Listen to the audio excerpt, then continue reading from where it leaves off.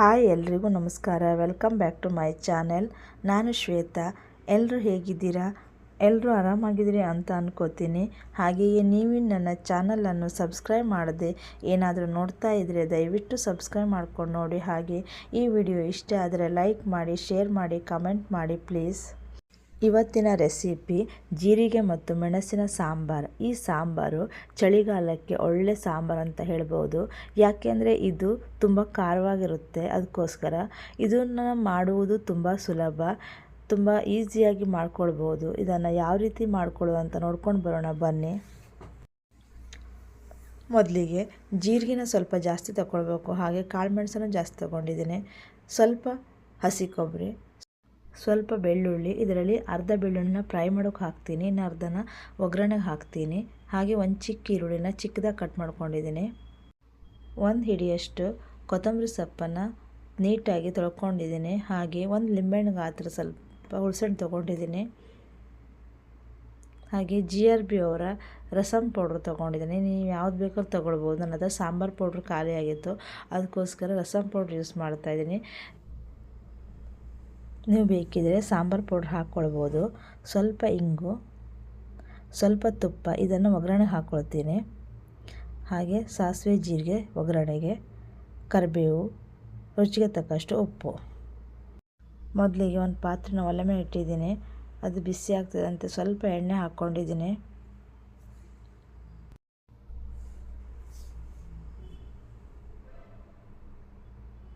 ಜೀರಿಗೆ, ಕಾಳುಮೆಣಸು ಹಾಕ್ಕೊಂಡಿದ್ದೀನಿ. ಇದನ್ನು ಚೆನ್ನಾಗಿ ಫ್ರೈ ಮಾಡಬೇಕು. ಹಾಗೆ ಸ್ವಲ್ಪ ಬೆಳ್ಳುಳ್ಳಿನ ತಗೊಂಡಿದ್ದೀನಿ. ಈ ಬೆಳ್ಳುಳ್ಳಿನೂ ಚೆನ್ನಾಗಿ ಫ್ರೈ ಆಗಬೇಕು.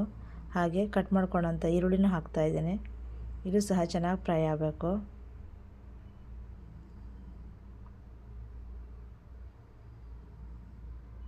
ಹಾಗೆ ತಗೊಂಡಂಥ ಹಸಿ ಕೊಬ್ಬರಿನೂ ಹಾಕ್ತಾಯಿದ್ದೀನಿ.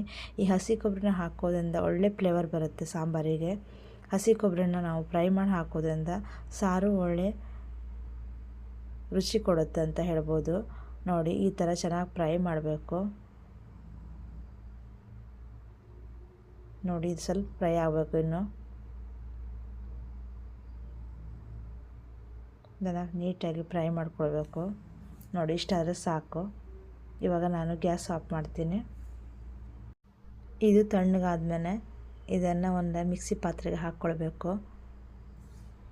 ಇದು ತಣ್ಣಗಾಗಿದೆ. ನಾನು ಇವಾಗ ಮಿಕ್ಸಿ ಪಾತ್ರೆಗೆ ಹಾಕ್ಕೊಂಡಿದ್ದೀನಿ. ಹಾಗೆ ಇದನ್ನು ಇದ್ರ ಜೊತೆನೇ ರಸಮ್ ಪೌಡ್ರ್ ಅಂದರೆ GRB ಅವರ ರಸಮ್ ಪೌಡ್ರ್ ಹಾಕ್ತಾಯಿದ್ದೀನಿ. ನೀವು ಬೇಕಾದ್ರೆ ಸಾಂಬಾರು ಪೌಡ್ರ್ ಯೂಸ್ ಮಾಡ್ಕೊಳ್ಬೋದು. ಹಾಗೆ ತಗೊಂಡಂತಹ ಹುಳ್ಸೆಹಣ್ಣು ಹಾಕ್ತಾಯಿದ್ದೀನಿ. ಹಾಗೆ ಕೊತ್ತಂಬರಿ ಸೊಪ್ಪನ್ನು ಹಾಕ್ತಾಯಿದ್ದೀನಿ. ಇವಿಷ್ಟನ್ನು ಚೆನ್ನಾಗಿ ರುಬ್ಬಬೇಕು. ತೀರಾ ನೈಸಾಗಿ ರುಬ್ಕೊಳ್ಬೇಕು. ಯಾಕೆಂದರೆ ಈ ಸಾಂಬಾರು ನಾವು ತುಂಬ ತೆಳುವಾಗಿ ಮಾಡ್ತೀವಿ, ಅದಕ್ಕೋಸ್ಕರ.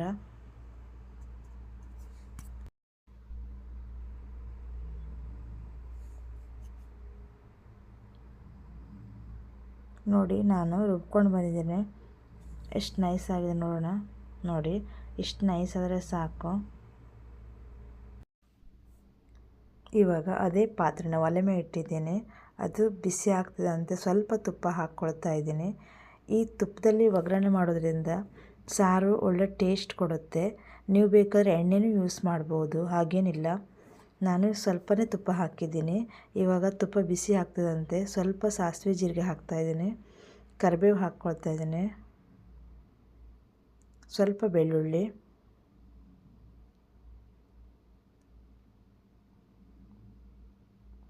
ಸ್ವಲ್ಪ ಇಂಗು.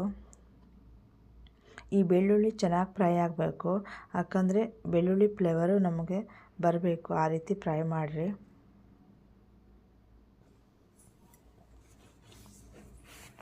ಇವಾಗ ರುಬ್ಕೊಂಡಂತಹ ಮಸಾಲೆನ ಹಾಕ್ತಾಯಿದ್ದೀನಿ.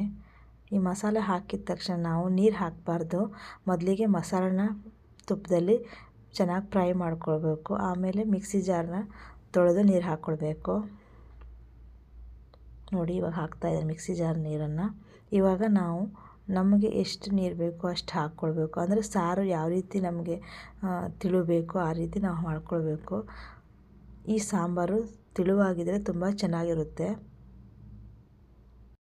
ಈಗ ನೀರು ಹಾಕ್ಕೊಳ್ತಾ ಇದ್ದೀನಿ. ನೋಡಿ ಸಾಂಬಾರನ್ನು ಈ ಹದಕ್ಕೆ ಮಾಡ್ಕೊಂಡಿದ್ದೀನಿ. ಈಗ ಕೊನೆಯಲ್ಲಿ ರುಚಿಗೆ ತಕ್ಕಷ್ಟು ಉಪ್ಪನ್ನು ಹಾಕ್ತಾಯಿದ್ದೀನಿ.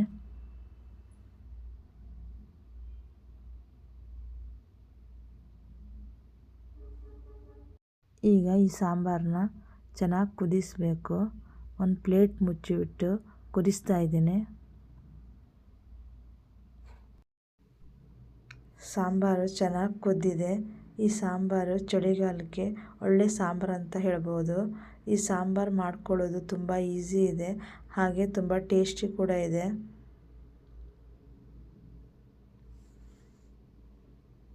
ಈ ಸಾಂಬಾರು ಚಳಿಗಾಲಕ್ಕೆ ಹೇಳಿ ಮಾಡಿಸಿದ ಸಾಂಬಾರು ಅಂತ ಹೇಳ್ಬೋದು. ಇವಾಗ ಇದನ್ನು ನಾನು ಸರ್ವಿಂಗ್ ಬೌಲ್ಗೆ ಹಾಕ್ಕೊಳ್ತಾ ಇದ್ದೀನಿ. ನಮ್ಮ ಜೀರಿಗೆ ಮೆಣಸಿನ ಸಾಂಬಾರು ರೆಡಿ ಆಯಿತು. ನೀವು ಒಂದು ಸಲ ಟ್ರೈ ಮಾಡಿ, ಹೇಗಿದೆ ಅಂತ ಕಮೆಂಟ್ ಮಾಡಿ ಪ್ಲೀಸ್.